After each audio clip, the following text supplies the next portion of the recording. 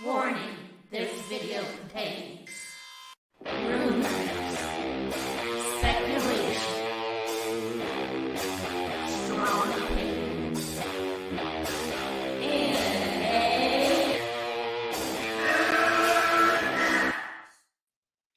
Hey, Max here. I was just playing some video games and listening to Sil Abdul interview BatmanGate Chris Wozniak, the Woz. And I try to keep an open mind, but he cannot respond to hard questions whatsoever. And I'm not saying Sil did.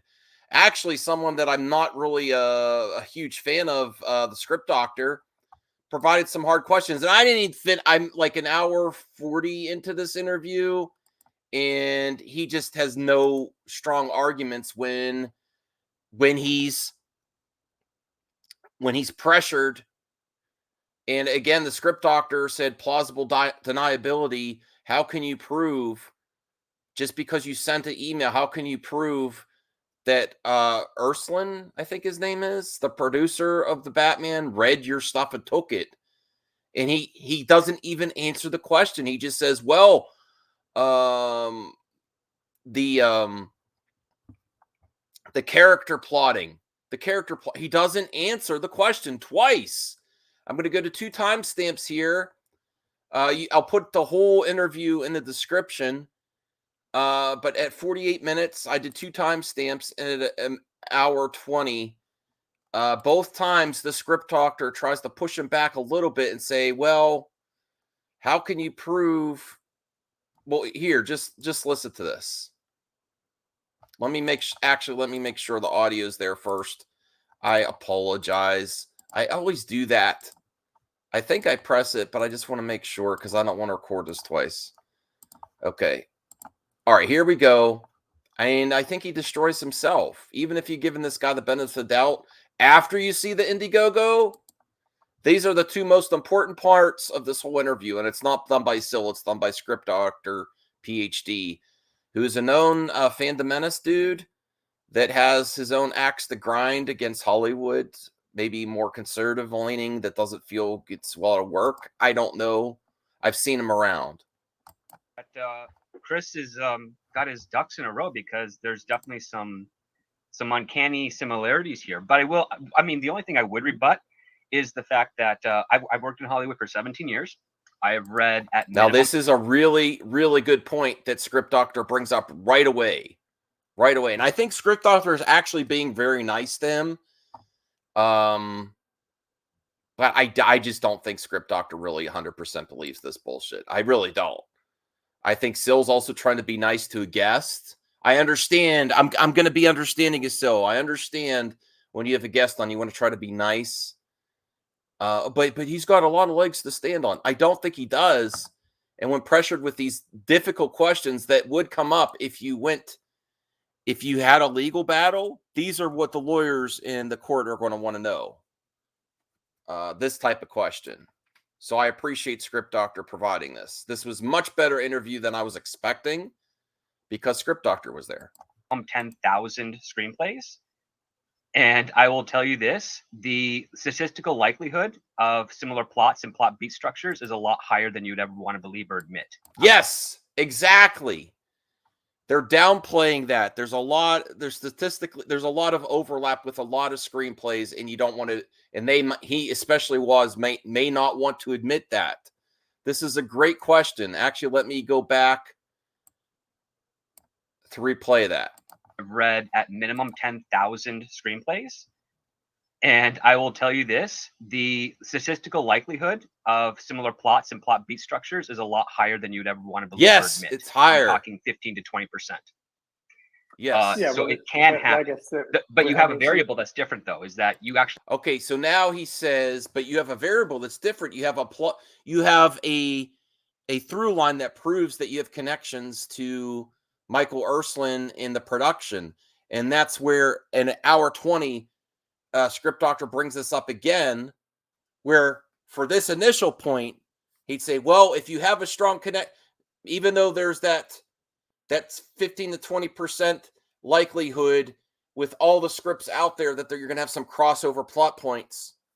You still have that thing where you have the receipts that you have direct contact with the production and Michael Ursulin. And that's where we're going to jump to an hour and 20 minutes where he doesn't have a lot there. He doesn't have a lot of substance. He sent it, but you need to prove receipt of it with the producer.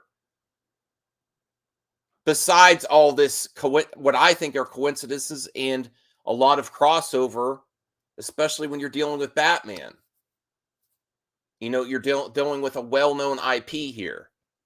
So, but he can notice how he cannot answer the tough questions. When he brings this potential issue up, Woz just deflects and talks about, well, the character compositing, which is actually for totally different characters, is too similar. He doesn't even address the question. We have a chain of custody between your story, the producer, and the writer of that film. Which he doesn't. Look at him looking at look, you know the body language thing? Look, he's like, shit. Oh shit. Oh shit. You see how I'm look? Let's rewind that a little bit too. These are the most important points of this whole interview. Oh shit. I went too far. Okay. Yeah, so well, it can like happen. I said, But you I have a mean, variable that's different, though, is that you actually have a chain of custody between your story, the producer, and the writer of that film. Yeah, and also the character composite rewrites where they restructure my plot Which is fair, pretty but direct. Here's a question that you'll get from some detractors, which is the mail bomb to Alfred or Barbara Gordon scene. Convince me that yours is more unique than anyone else has ever. Yes, this is an excellent question by Script Doctor. Convince me that your is so unique that's exactly what they withdrew from, because a mail bomb is a pretty common plot device in these type of, when you're talking about villains and what you would get in the mail. And he has to really think hard, because unfortunately, he doesn't really have an answer. I think he does believe it. More power to the guy. He doesn't really have a leg to stand on. And I was going to go harder on this video, but here's the proof right here. He doesn't have really good, strong answers. Done it before. Well, I mean, the particular use of it. I mean, it is besides the scene itself being an identical match, the reason for it being there is twofold. Is that it's supposed to intensify Batman's emotional commitment, in the story, because it's someone with his inner circle. And the other thing is that's the first indication that the Riddler knows Batman's identity. So, it has a But if you really watch the movie, it's not really, if you really watch the movie at the end, Riddler really didn't know 100% that was Batman either. But I don't think his answer's too strong there. I really don't. Twofold thing besides being the scene itself. But when you also, add to the fact that, the reason it had to be cut because Barbara Gordon can't fit in the young reboot, so, there's this extreme particular, we can't do that scene with Barbara Gordon. And the only person we can do it with is Alfred. And so Alfred. This is just very flimsy with all the different characters. Well, it was my story, but they had to shoehorn it into a young reboot instead of an old Batman. So all the characters are different. There's other characters like Catwoman and the Penguin that are in that. This is extremely paper thin. I'm sorry. It's paper thin, and I'm being nice here. But here's the other point where I give respect to Script Doctor. Let me see, hour 20, I believe. All right. Submitted by email again, and I think I think that's Gordon. I got to look this up. I don't know. Oh wait, hold on. Oh, you did email Then- CC. Yeah, because it was Yeah, gonna be a yeah. comic book After too, Archie right? passed away, when the new guy took over the Batman office, I resubmitted by email again, and I think that's Gordon. I got to look this up. Hold on. Some of the people that knew that we did the pitch, like, oh, you got to sue the guys. Like, why? We all three of us used the same character from a Batman mythos. You can't say, oh, I'm going to sue you for using the same character that I did for my pitch. That's different. Whereas yours, like, you've laid out the fact that you've got Here it certain is. Here it methodology, is. you have certain use of characters, you have certain goals, and then you also have kind of a very, very similar type of climactic, like, disaster situation. It's the exchange script. Doc. That's where you're at, right? But then also the exchange of the mysterious story. Joker character who's not in the whole story and only appears at the end. Yeah. Come on. I mean, we're just, you know. yeah. Well, here's the other part that's actually going to really like. And okay, so Matt Reeves is an acolyte of J.J. Abrams, who's also with. Now here's where Script Doctor loses a little bit, where he's talking about the industry stealing. You know, he's got this bias that he's suggesting J.J. Abrams because he rolls with Midnight's Edge and Nerdrotic and all that. But I want to get to the part where he asks him, where's your receipts on them reading the script? Because that would be, if you have proof that they actually read it, we know you sent them via email. Alex Kurtzman and friends. And Alex Kurtzman is known quite well as having stolen and had to settle out of court the movie The Island with Scarlett Johansson and Ewan McGregor. So we do know that in that circle, there is less than ethical tactics that have been made with those people.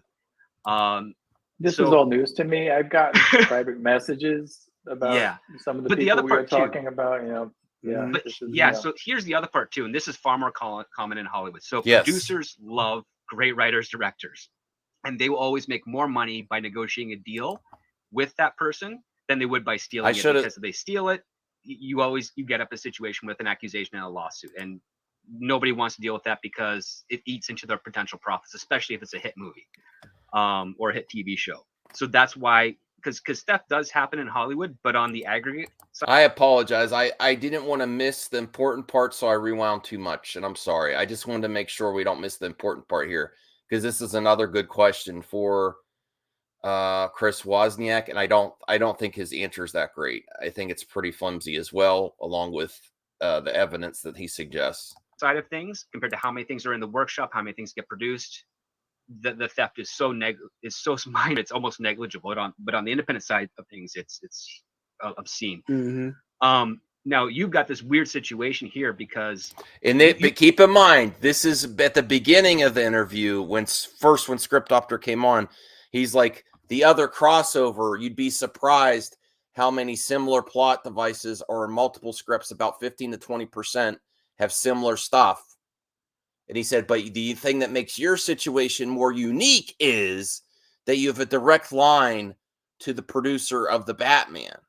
So this is where his first response was kind of bleh, didn't have a lot of substance. If he could answer this one good, then you know what?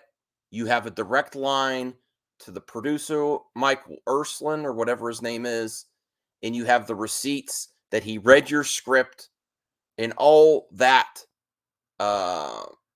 track record.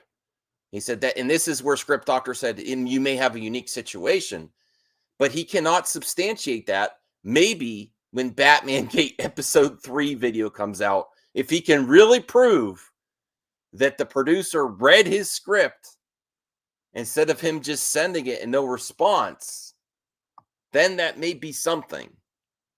Even then, I think the similarities are just coincidental and crossover when someone's writing a Batman and Riddler story, or when a villain does things to Gotham, and Gotham is unhinged, and Jim Gordon's the last good cop, and him and Batman team up. I mean, you have proof that you sent the plot. Proof. Okay, this is the important part. Plot that you wrote back in the 90s to Michael Ursulin. You have digital proof that you've talked to other people about it. Was 2000s you sent to Ursulin? Well, he wrote it in the 90s. He sent it in 2008. Right. Yeah. But I also emailed it to DC.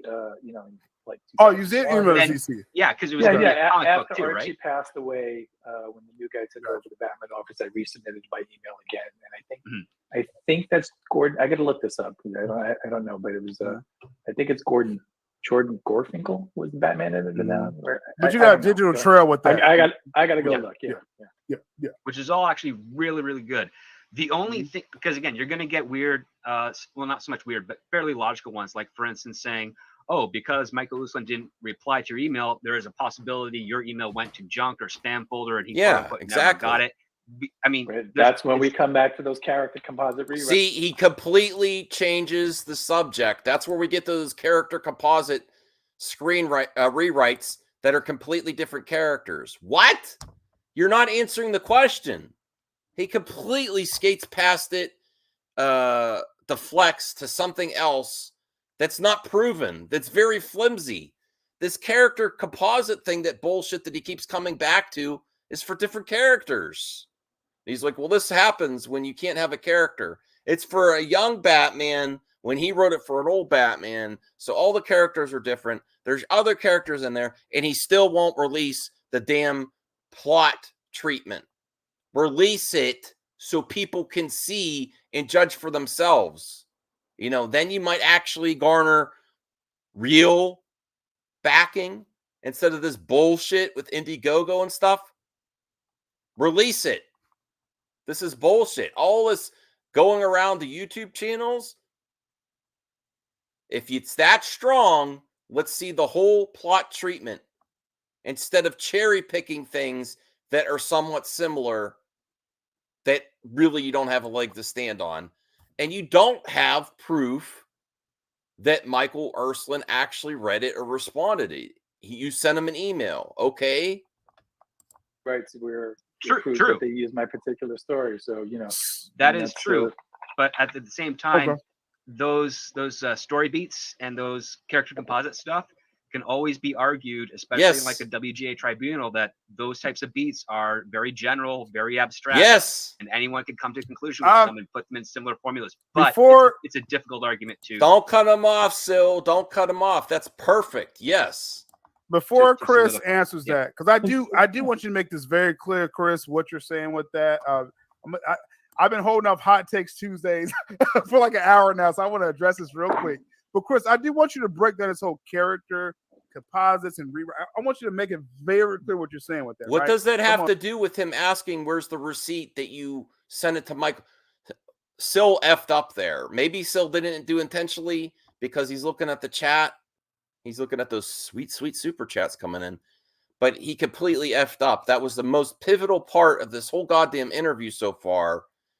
And basically he talks about character composites instead of where is your receipts that Michael Uslan, the producer of the Batman, read it. And that there's in the plot points that you keep going back to are somewhat similar and vague and in general to the characters that you're writing a script for. And a lot of crossover may happen with a lot of scripts that are written about these characters. And he can't give a goddamn good answer. Exposed. I'm going to timestamp that later when you say that. Okay. But he has a very clear composite storyline there. It's before you go with that, though. Yeah, let me address this real quick in the chat. We got Hot Takes. It says, I'm assuming they're saying Warner's or DC sold their 2017 Wonder Woman idea. They don't know who got frustrated after years of trying to get the WBs. So in 2014, they put the script online. My God, I probably missed the next part of that story. But so they stole the idea for 2017 Wonder Woman. The script was online in 2014. I guess they want to reach out to Chris. His links are in the description. Reach out to Twitter, YouTube, whatever. Reach out to Chris.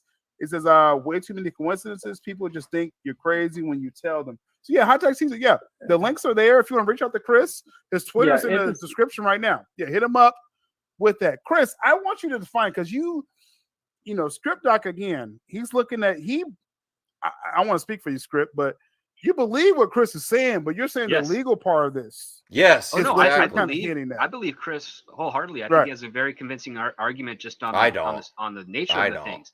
The only problem here is that because the story beats that he has are not as specific or unique compared to other movies or films or books that have used them, that can work against him because they can always argue, well, they're kind of common enough. Yes, that exactly. With enough finagling and combination, you could eventually reach the same conclusion. And he's But gonna bring up this thinking character composite thing. He doesn't have anything here.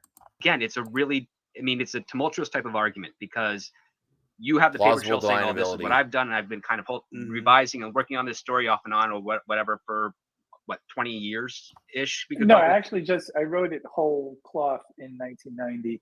Never revised it afterwards. There's one difference when I sent it to DC after Archie Goodwin. We were talking about when the new Batman editor took over the office, and I emailed it to them. I gave it a very, very minor fluff. That's when I added the Joker part. That and that is the only significant difference at all, is that I added the Joker bit, and that he was the unseen mastermind and wouldn't appear until the end. But that's when that came in. Everything else is identical. There's no difference between that one minor fluff with the Joker in about I got to go look again, but it's about 2000, 2002, something like that. Yeah, which is fine. I mean, because that's what people do when they have their outlines and their pitches, and it's like, oh, this got rejected. Well, maybe if I tweak it here or do something there, that might get the sale, and that's what writers do. So like, if you've got that history there, it shows that it's not been 100% on the back burner, but it's been something that you would go to and then you'd offer to pitch to DC. Yeah, and I've also over time, the years, like in the first video, there's that chat with Chris Mathias where I'm asking him if he wants to. God damn it, so messed. I wanted that answer. There's more guys like that. People you've heard. I'm only gonna watch a couple more that are minutes. associated, DC comic artists and stuff like that. I want to get the permission first before I throw their name in this nonsense. Right. No, I got you with that. I threw Batista under the bus because I know him well, and I guess I forgive you. Yeah, but the chat also, that particular chat also mentions that I gave it to Archie in 1990. It says erroneously, I think it says 88 or something. But I want to get to a specific thing. First, I'll shout out to Danzig. He's almost damn. They didn't. That was the good stuff right there, and still interrupted, and then they never got back to it. Let me watch 2 more minutes here. Bill Finger. This could be something that could go on for years, y'all, before credit is given. Oh, that's a good question. I'm sure Chris is aware of that. A shout out to Sarah. No, he probably doesn't want to answer that because he wants it on his Indiegogo. And is your story? First off, Chris, is your story online that someone can read right now? It's right in the first video. I post the entire story big so you can freeze frame it or screen grab it. So the entire plot is in the very first BatmanGate video. Chris' YouTube channel is in the description. That's it. Check out his channel, especially that second video breaking down his claims about his story being stolen. Yeah, I would start with the BatmanGate 2 video if you want the short, the short version of it. And then, if you're interested, you can go watch. That's all you got? BatmanGate first video. In the video, that's it? More details. What I want right now, Chris, because you that's it? Again, that's those few lines. No, come on. I gotta revisit it, but there's not. I think people could agree. Script Doc, he raises, valid legal, just some wiggle room that legally they probably could do to you, right? Well, I'm not disputing what he said. And that's fair. Yeah, but like we are talking about, in a realistic world, are we ever going to court? We are not. I mean, because they know I can't afford to. And can we make that clear here, Chris? Like, you're not going to fight Warner's. No. Yeah. Who can actually go to a courtroom with them? That's not going to happen. They've got $1 billion law firm. They will kick it down the road forever and ever and ever, and just wait for you to die. Or so before the stream started, Chris, and because again, I love the. I still need legal representation though for this, obviously. Okay. Let's be clear about that. This is never going to actually make it into a courtroom. Well, never say never, because there's always the options that Warner Brothers might say, hey, that's really sus that he doesn't feel that confident. If you get a lawyer that sees there's a lot of similarities there, they may work pro bono knowing that you're going to get a payday and you don't have to worry about this shit. but he's really not concerned about going to actual court.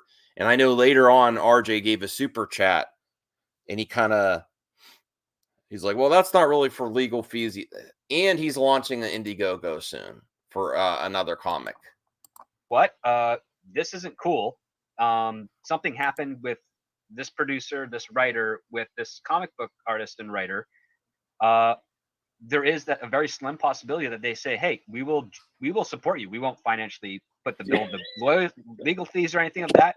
If you wanted to have, if you were to pursue this legally, you would have basically just a verbal support from Warner Brothers saying, can we you know make what, this we got clear? swindled The to a legal degree. part. I'm sorry, Script Doc. I'm sorry. I know I jumped No, go ahead.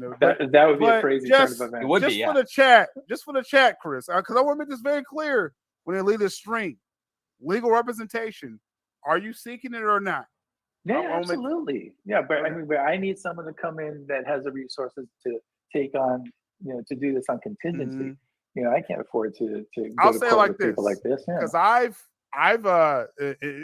in my adult life, I only contacted legal representation one time, and they had like this retainer fee, and maybe Chris just needs that retainer fee for the We're take on going a to talk bigger about more case. than a retainer fee. If you're Yeah, gonna- I'm just saying, we're talking about I a don't very, very know. big movie. But you need some very deep pockets. Something legal is still possibly going to go on with your Yeah, situation. obviously, at some point, I need legal representation. I need someone Okay. who's gonna, that could, bring them to the table. And Okay. I've seen enough. He flimsy arguments when he talks about the connection to Michael Ursulin, and if he has the receipts that he actually read it. All he has the receipts is that he got his business card at a con, and that he sent it through him via email. And then the similarities there, I have to go research. I will go research and watch the video again, because he's claiming the whole plot is in the videos, because all he does is show. He didn't really answer that question well either, because as far as I know, in the videos, he just shows parts that are similar, that he thinks are similar to the Batman, but not the whole treatment. I want to see the whole treatment. He doesn't really know how to answer the hard questions well. Very sketchy. It's not going to hold up well if they ever do go to court. That's my initial thoughts. I think he's full of shit. More on this to come. I'm going to keep covering the story because it's bullshit. We don't listen. There's enough problems with Warner Brothers than to deal with this bullshit. Batgirl actually got canceled. There's all the other projects, and then we got to deal with this stupid bullshit.